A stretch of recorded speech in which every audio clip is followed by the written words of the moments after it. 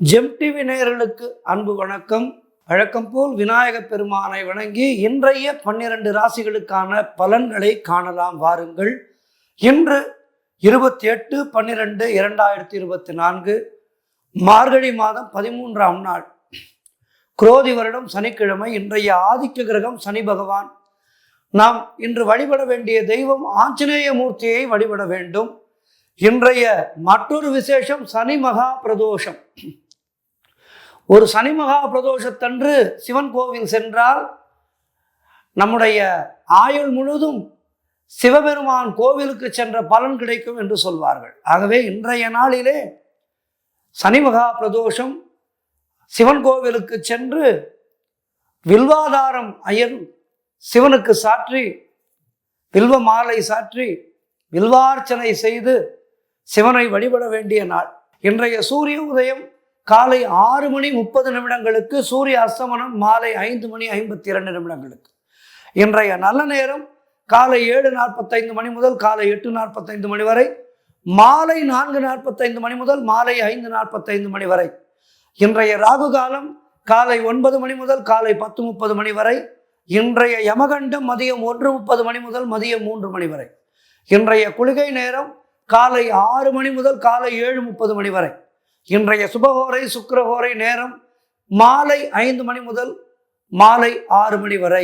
இன்றைய நட்சத்திரம் இன்று இரவு 10:54 வரை அனுஷ நட்சத்திரம், அதன் பின்பு கேட்டை நட்சத்திரம். இன்றைய திதி இன்று அதிகாலை 2:41 பின்பு தேய்பிறை திரையோதசி.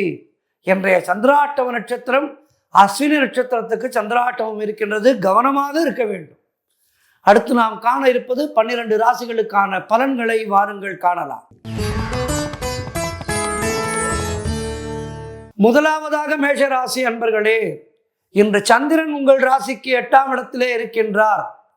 உங்கள் ராசி அதிபதி செவ்வாய் ராசிக்கு 4ஆம் இடத்திலே இருக்கின்றார். ஆகவே இன்றைய நாளிலே உங்களுக்கு தேவையில்லாத அலைச்சலும் மன உளைச்சலும் ஏற்படலாம். ஆகவே கவனமாக இருங்கள். உடல் ஆரோக்கியத்திலே எச்சரிக்கையாக இருக்க வேண்டும். அலுவலகத்திலே வேலை பளு அதிகமாக இருக்கும்.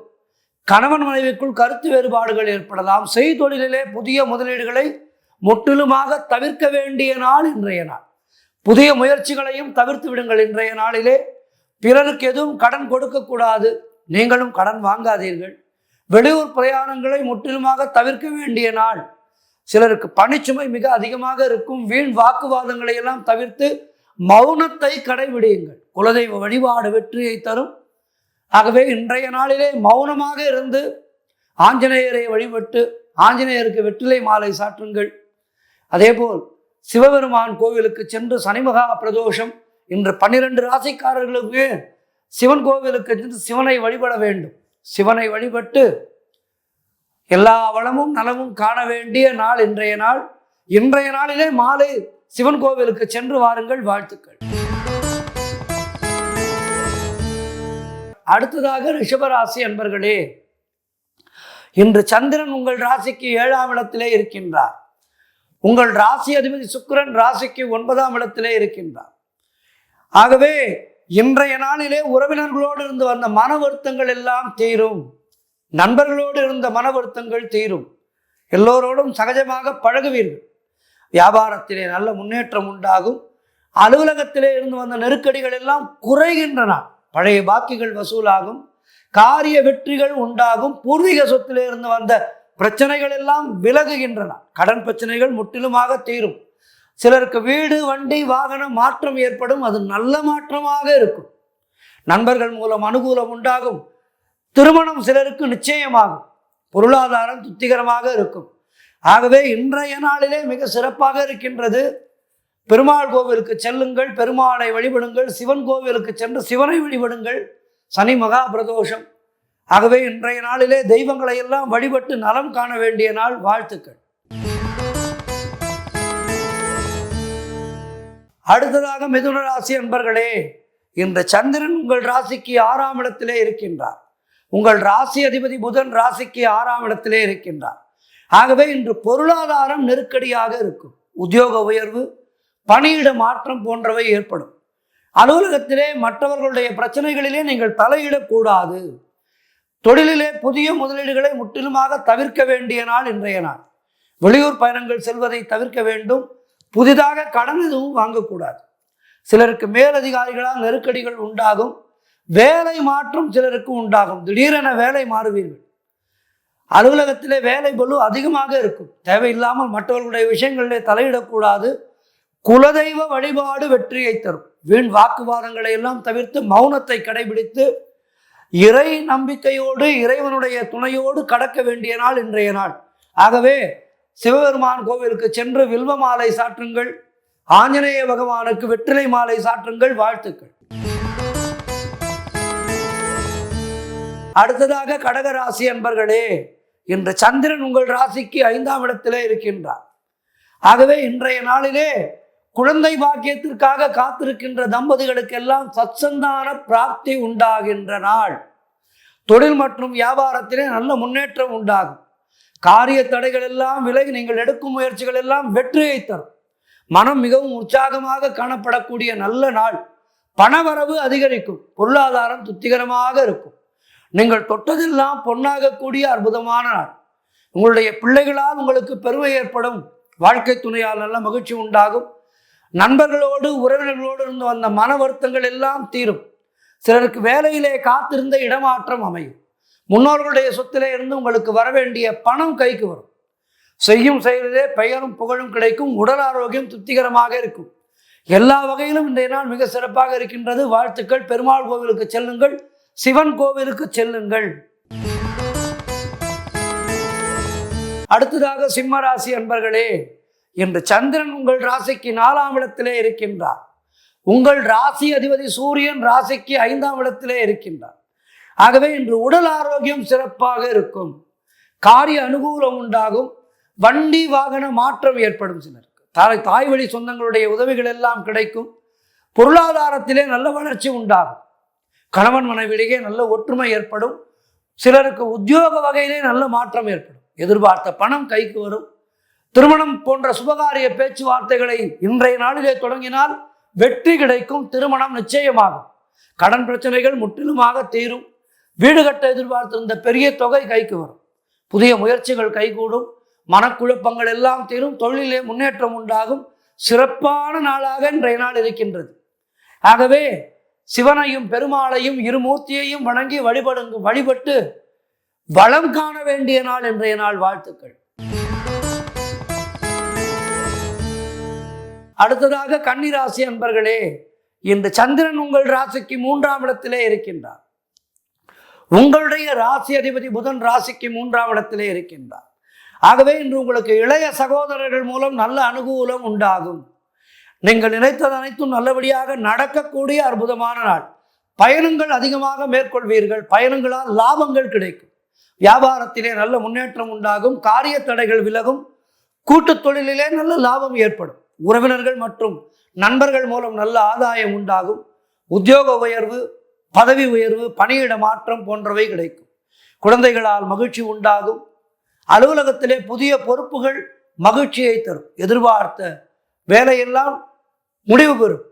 நல்ல முடிவுக்கு வரும் எதிர்பார்த்த வேலைகள் எல்லாம். ஆகவே சிறப்பான நாள் இன்றைய நாள். இருமூர்த்திகளையும் வணங்குங்கள். வாழ்த்துக்கள். அடுத்ததாக துலாம் ராசி அன்பர்களே, இன்று சந்திரன் உங்கள் ராசிக்கு 2ஆம் இடத்திலே இருக்கின்றார். உங்கள் ராசி அதிபதி சுக்கிரன் ராசிக்கு 4ஆம் இடத்திலே இருக்கின்றார். ஆகவே இன்று சுபகாரியங்கள் கைகூடும். கடன் பிரச்சனைகள் முற்றிலுமாக தீரும். சிலருக்கு பதவி உயர்வோடு வேலை மாற்றம் உண்டாகும். பழைய பாக்கிகள் வசூலாகும். உழைப்புக்கு ஏற்ற ஊதியம் கிடைக்கின்றன. சிலருக்கு புதிய வேலை வாய்ப்புகள் உண்டாகும். வியாபாரத்திலே நல்ல முன்னேற்றம் உண்டாகும். நண்பர்களால் உறவினர்களால் நல்ல அனுகூலம் உண்டாகும். குழந்தைகளால் மகிழ்ச்சி உண்டாகும். தொழிலிலே நல்ல லாபம் ஏற்படும். சொந்த தொழில் செய்பவராக இருந்தால் அதிலே நல்ல லாபம் ஏற்படும். திருமண பேச்சுவார்த்தைகள் சுபமாக முடியும். குடும்ப ஒற்றுமை சந்தோஷத்தை தரும். எல்லா வகையிலும் மிகச்சிறப்பான நாள். இருமூர்த்திகளையும் வணங்குங்கள். வாழ்த்துக்கள். அடுத்ததாக விருச்சிக ராசி அன்பர்களே, இன்று சந்திரன் உங்கள் ராசியிலேயே இருக்கின்றார். உங்கள் ராசி அதிபதி செவ்வாய் ராசிக்கு 9ஆம் இடத்திலே இருக்கின்றார். ஆகவே இன்றைய நாளிலே உங்களுக்கு சுற்றுலா தலங்களுக்கு செல்ல வேண்டும் என்ற ஆர்வம் உண்டாகும். ஆன்மீகத்தின் பால் அதிக நாட்டம் உண்டாகும். அதேபோல் பூர்வீக சொத்திலே இருந்து வந்த பிரச்சனைகள் எல்லாம் முடிவுக்கு வரும். மனம் மிகவும் சந்தோஷமாக இருக்கும். எதிலும் வெற்றி உண்டாகின்ற நாள். கணவன் மனைவிக்குள் இருந்து வந்த பிரச்சனைகள் எல்லாம் தீரும். தொழிலிலே நல்ல முன்னேற்றம் ஏற்படும். சிலருக்கு குழந்தை பாக்கியம் ஏற்படும். வாழ்க்கை துணையால் மகிழ்ச்சி உண்டாகும். புதிய வேலை வாய்ப்புகள் சிலருக்கு ஏற்படும். உடல் ஆரோக்கியத்திலே நல்ல முன்னேற்றம் உண்டாகும். மனக்குழப்பங்கள் எல்லாம் தீர்ந்து பொருளாதாரம் திருப்திகரமாக இருந்து உடல் ஆரோக்கியம் சிறப்பாக இருந்து எல்லா வகையிலும் இன்றைய நாள் சிறப்பாக இருக்கின்றது. இருமூர்த்திகளையும் வணங்குங்கள். சிவனையும் விஷ்ணுவையும் வணங்கி நலம் காண வேண்டிய நாள். வாழ்த்துக்கள். அடுத்ததாக தனுசு ராசி என்பர்களே, இன்று சந்திரன் உங்கள் ராசிக்கு 12ஆம் இடத்திலே இருக்கின்றார். உங்களுடைய ராசி அதிபதி குரு ராசிக்கு 6ஆம் இடத்திலே இருக்கின்றார். ஆகவே இன்றைய நாளிலே உங்களுக்கு திருமணம் சம்பந்தப்பட்ட சுபகாரிய பேச்சுவார்த்தைகள் சற்று தள்ளி போகும். வீடு வண்டி சம்பந்தமான விரய செலவுகள் சிலருக்கு ஏற்படலாம். வண்டி வாகனங்களிலே செல்லும் போது கவனமாக செல்ல வேண்டும். உத்தியோகத்திலே இருப்பவர்கள் பணியிலே கூடுதல் கவனம் செலுத்த வேண்டிய நாள். தேவையில்லாத பயத்தை தவிர்க்க வேண்டும். கூட்டு தொழிலிலே மன வருத்தங்கள் உண்டாகலாம். ஆகவே கவனமாக இருங்கள். குலதெய்வ வழிபாடு அமைதியை தரும், மன அமைதியை தரும். அலுவலகத்திலே வீண் வாதங்களை எல்லாம் தவிர்க்க வேண்டிய நாள். முயற்சிகள் காலதாமதமான வெற்றியை கொடுக்கும். அதற்குள் மனம் சலித்து போகாதீர்கள். முயற்சி செய்யுங்கள், செய்து கொண்டே இருங்கள். ஒரு நாள் வெற்றி தேடி வரும். ஆகவே கவனமாக இருங்கள். உடல் ஆரோக்கியத்திலே மிகவும் எச்சரிக்கையாக இருக்க வேண்டிய நாள். கணவன் மனைவிக்குள் சண்டை சச்சரவுகள் ஏற்பட்டு விலகும். அலுவலகத்திலே பணிச்சுமை அதிகமாக இருக்கும். நண்பர்கள் மூலம் ஆதாயம் உண்டாகும். உறவினர்கள் மூலம் ஆதாயம் உண்டாகும். ஆகவே இன்றைய நாளிலே இருமூர்த்திகளை வணங்குங்கள். மௌனத்தை கடைபிடியுங்கள். ஆஞ்சநேய பகவானுக்கு ஒரு வெற்றிலை மாலை சாற்றி வெற்றி காணுங்கள். வாழ்த்துக்கள். அடுத்ததாக மகர ராசி அன்பர்களே, இன்று சந்திரன் உங்கள் ராசிக்கு 11ஆம் இடத்திலே இருக்கின்றார். உங்கள் ராசி அதிபதி சனி ராசிக்கு 2ஆம் இடத்திலே இருக்கின்றார். ஆகவே என்ன நடக்கும் என்றால், வீடு வண்டி வாகன யோகம் உண்டாகும். புதிதாக வீடு வாங்குவதற்கு யோசித்தீர்கள் என்றால் இன்றைய நாளிலே அதற்கான முயற்சிகளை தொடங்குங்கள். வெற்றி கிடைக்கும். உத்தியோகத்திலே சம்பள உயர்வு, பதவி உயர்வு, நீங்கள் நினைத்த இடத்திற்கு இடமாற்றம் போன்றவை கிடைக்கும். திருமண பேச்சுவார்த்தைகள் சுபமாக முடியும். நண்பர்கள் மற்றும் உறவினர்களால் நல்ல ஆதாயம் உண்டாகும். தந்தை வழி சொத்து கைக்கு வரும். புதிய முயற்சிகள் வெற்றியை தரும். சிலருக்கு குழந்தை பாக்கியம் உண்டாகும். தொழிலில் நல்ல முன்னேற்றம் ஏற்படும். கணவன் மனைவியிடையே நல்ல ஒற்றுமை ஏற்படும். நீங்கள் நினைத்ததெல்லாம் நல்லபடியாக நடக்கக்கூடிய அற்புதமான நாள். குலதெய்வ வழிபாடு அனுகூலத்தை தரும். முன்னோர்களுடைய ஆசீர்வாதம் பரிபூர்ணமாக கிடைக்கின்ற நாள். ஆகவே இன்றைய நாளிலே இருமூர்த்திகளை வணங்குங்கள். இருமூர்த்திகளை வணங்கி வளம் பெற வேண்டிய நாள் இன்றைய நாள். வாழ்த்துக்கள். அடுத்ததாக கும்பராசி என்பர்களே, இன்று சந்திரன் உங்கள் ராசிக்கு 10ஆம் இடத்தில் இருக்கின்றார். உங்களுடைய ராசி அதிபதி சனி ராசியிலேயே இருக்கின்றார். ஆகவே இன்று அரசு சம்பந்தமான ஆதாயம் உண்டாகும். பெயரும் புகழும் கிடைக்கின்ற நாள் இன்றைய நாள். மாணவர்கள் சாதனை புரியக்கூடிய நாள். காரிய தடைகள் எல்லாம் விலகும். சிலருக்கு குழந்தை பாக்கியம் உண்டாகும். பொருளாதார வகையிலே நல்ல வளர்ச்சி உண்டாகின்றன. குடும்ப ஒற்றுமை சந்தோஷத்தை தரும். தொழிலிலே நல்ல முன்னேற்றம் ஏற்படும். உழைப்புக்கு ஏற்ற ஊதியம் கிடைக்கின்ற நாள். கடன் பிரச்சனைகள் முற்றிலுமாக தீரும். வேலை இல்லாதவர்களுக்கு நல்ல வேலை கிடைக்கும். ஆகவே மொத்தத்தில் கும்பராசியினருக்கு இன்றைய நாள் அற்புதமான நாளாக இருக்கின்றது. இருமூர்த்திகளையும் வணங்குங்கள். சனி பிரதோஷம். சிவன் கோவிலுக்கு சென்று வாருங்கள். ஆஞ்சநேயரை வழிபடுங்கள். வாழ்த்துக்கள். அடுத்ததாக 12 ராசிகளிலே இறுதியான ராசி மீன ராசி அன்பர்களே, இன்று சந்திரன் உங்கள் ராசிக்கு 9ஆம் இடத்திலே சஞ்சரிக்கின்றார். உங்கள் ராசி அதிபதி குரு ராசிக்கு 3ஆம் இடத்திலே இருக்கின்றார்.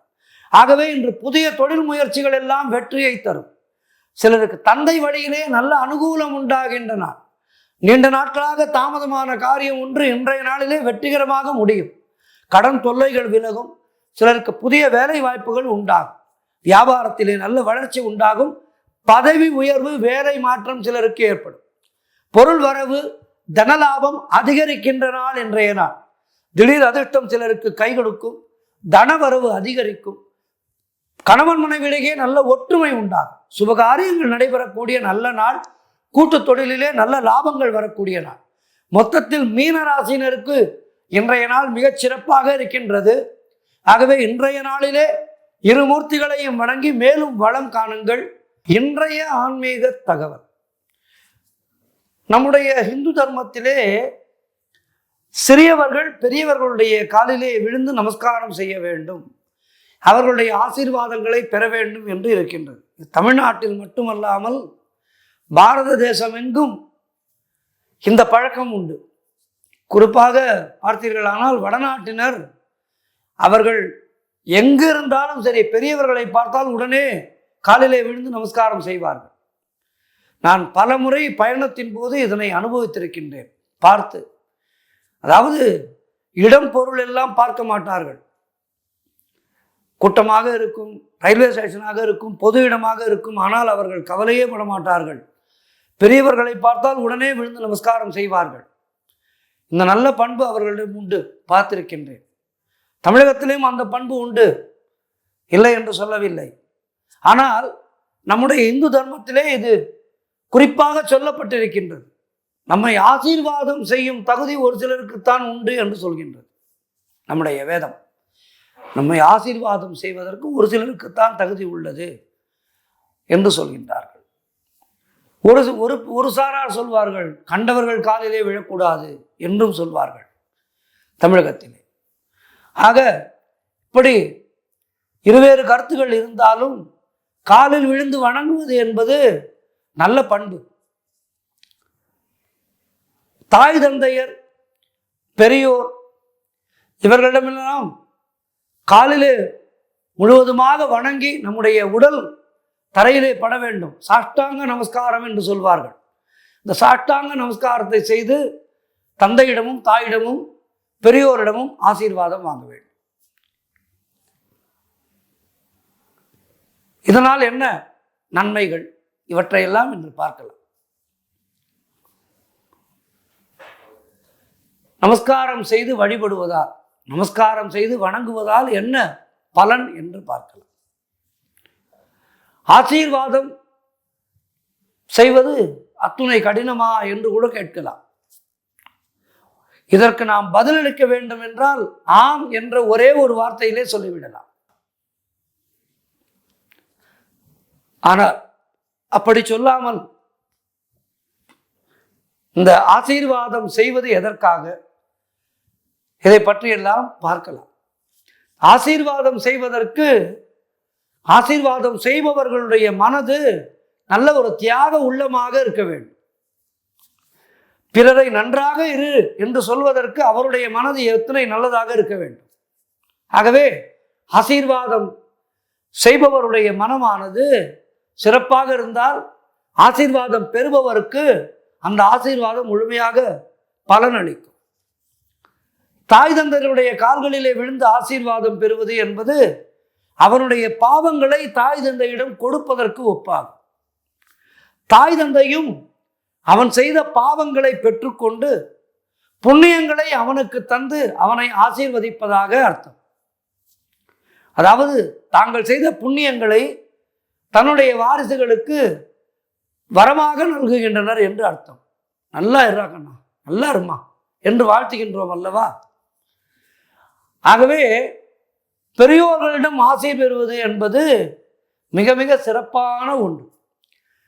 அதேபோல் தாய் தந்தை இல்லாமல் அடுத்து பார்த்தீர்களானால் நம்மை விட வயதிலே மூத்தவர்கள் அவர்களுடைய காலிலே விழுந்து வணங்க வேண்டும். அப்போது அவர்கள் சொல்லுவார்கள் நல்லாரு என்று. இந்த நல்லாயிரு நல்லாயிரு நல்லாயிரு என்ற வார்த்தையானது இந்த ஒலி அலைகள் இருக்கின்றதல்லவா, இவை நம்முடைய மனதிற்குள் சென்று நாம் நிச்சயமாக நன்றாக இருப்போம், நாம் நிச்சயமாக நன்றாக இருப்போம். இத்தனை பேர் வாழ்த்துகிறார்களே, அதனால்தான் பார்த்தீர்களானால் பிறந்த நாள் அன்று எல்லோருமே எத்தனை கஷ்டங்கள் இருந்தாலும் சரி, மனதிலே எத்தனை வருத்தங்கள் இருந்தாலும் அவர்களுடைய பிறந்த நாள் மற்றும் ஜென்ம நட்சத்திர தினத்தன்று அவர்கள் மிக சந்தோஷமாக இருப்பார்கள். காரணம், அவருக்கு பகையாக இருப்பவர்கள் கூட என்ன சொல்வார்கள், நல்லா இருங்க நல்லா இருங்க வாழ்த்துக்கள் என்று சொல்வார்கள் அல்லவா. ஆகவே இந்த வாழ்த்து ஒருவரை நன்றாக இரு என்று ஒருவர் வாழ்த்தும் போது அந்த வாழ்த்து அலையானது எங்கும் பரவி நம்மை சுற்றி இருக்கின்ற தேவதைகள் ததாஸ்து என்று சொல்லுமா. நாம் என்ன சொன்னாலும் அதனால்தான் சொல்வார்கள் பெரியவர்கள், குறிப்பாக நாம் நல்லதையே பேச வேண்டும், நல்லதையே நினைக்க வேண்டும். நாம் ஒன்றை நினைக்கும் போது கூட அந்த தேவதைகள் சொல்லுமாம், இவர் நினைத்து கொண்டிருக்கின்றார், இந்த நினைப்பு செயலாகட்டும் என்று நம்மை வாழ்த்துமா. அப்படி வாழ்த்துகின்ற போது நாம் நல்லதையே நினைக்க வேண்டும். நாம் கெட்டதை நினைத்து அந்த தேவதைகள் நம்மளை வாழ்த்தி விட்டால் கெட்டது நமக்கு நடந்து விடும் அல்லவா. ஆகவே நாம் நினைக்கின்ற போதும் நல்லதையே நினைக்க வேண்டும். பிறரை வாழ்த்தும் போது என்ன ஒரு கூடுதல் பலன் என்றால், பிறரை நாம் வாழ்த்தும் போது நாமும் வாழ்த்து பெறுகிறோம். நான் சொன்னேன் அல்லவா, இந்த தேவதைகள் ததாஸ்து தேவதைகள். ஏற்கனவே முன்பு கூட ஒரு நிகழ்ச்சியிலே இந்த ததாஸ்து தேவதைகளை பற்றி மட்டுமே நாம் பார்த்திருக்கின்றோம். இந்த ததாஸ்து தேவதைகள் ஆசீர்வாதம் செய்பவரையும் வாழ்த்துமா. நல்ல மனதோடு வாழ்த்துகின்றார், இவரும் நன்றாக இருக்கட்டும் என்று ததாஸ்து தேவதைகள் வாழ்த்துபவரையும் வாழ்த்தும், வாழ்த்து பெறுபவரையும் வாழ்த்தும். அதனால்தான் பிறந்த நாள் அன்று நம்முடைய முகமானது மிகவும் தேஜஸாக இருக்கின்றது. நீங்கள் கவனித்து பாருங்கள், பிறந்த நாள் அன்று மிகவும் மலர்ச்சியாக இருப்போம். காரணம், எல்லோருடைய வாழ்த்துக்களையும் பெறுவதுதான். ஆகவே பிறந்த நாள் மட்டுமல்லாமல், நல்ல நாள் மட்டுமல்லாமல், எல்லா நாளிலேயும் நம்மை விட வயதிலே பெரியவர்கள், அனுபவத்திலே சிறந்தவர்கள் வந்தால் அவர்களை சாஷ்டாங்கமாக காலிலே விழுந்து வணங்குவோம். காலிலே விழுந்து வணங்குவதால் நம்முடைய உள்ளமானது மிகவும் பரிசுத்தமாகின்றது. ஆணவம் அகலும், எல்லோரிடமும் மரியாதை கலந்த நட்பு நிலவும். அப்போது நாம் செய்கின்ற செயல்களிலே நமக்கு வெற்றி கிடைக்கும். ஆகவே இந்த நமஸ்காரம் செய்து வணங்குவது என்பது அற்புதமான ஒரு நமக்கு பல பிரச்சனைகளிலே விடுபடுவதற்கான வாய்ப்புகளை கொடுக்கும். மகாபாரதத்திலே நடந்த ஒரு அருமையான நிகழ்வு. கிருஷ்ணர் அவருடைய திருவிளையாடல், திரௌபதி ஒரு சமயம் அயர்ந்து தூங்கிக் கொண்டிருந்த பீஷ்மருடைய காலிலே விழுந்து வணங்குகிறார். பீஷ்மரும் அனிச்சையாக தீர்க்க சுமங்கலி பவா என்று ஆசீர்வாதம் செய்து விடுகின்றார். அதனுடைய பொருள் என்ன? நீ செய்த பாவங்களை எல்லாம் நான் மன்னித்து ஏற்றுக்கொண்டேன், அதற்கு பதிலாக நீ தீர்க்க சுமங்கலியாக இரு என்ற பீஷ்மர் வாழ்த்தி விட்டார். பீஷ்மரே வாழ்த்திய காரணத்தினாலே பாண்டவர்களுக்கு மிகப்பெரிய வெற்றி அன்றே உறுதியாகி விட்டது. இது கிருஷ்ணனுடைய திருவிளையாடல். காரணம், பெரியோர்களிடமிருந்து நல்ல வார்த்தைகளை முதலிலே பெற்றுக்கொள், பெரியோர்களிடமிருந்து நல்ல ஆசீர்வாதங்களை முதலிலே பெற்றுக்கொண்டு அதன் பின்பு நாம் நம்முடைய காரியங்களிலே இறங்கினால் நமக்கு நிச்சயமாக வெற்றி கிடைக்கும் என்பதற்கு இந்த சம்பவம் ஒரு உதாரணம். ஆகவே நம்மை விட வயதிலே பெரியவர்கள், நம்மை விட அனுபவத்திலே மூத்தவர்களை பாதம் பணிந்து வணங்குவோம். வாழ்விலே அடக்கமாக இருந்து உயர்ந்த நிலையை அடைவோம். மீண்டும் நாளை சந்திக்கின்றேன். நன்றி, வணக்கம்.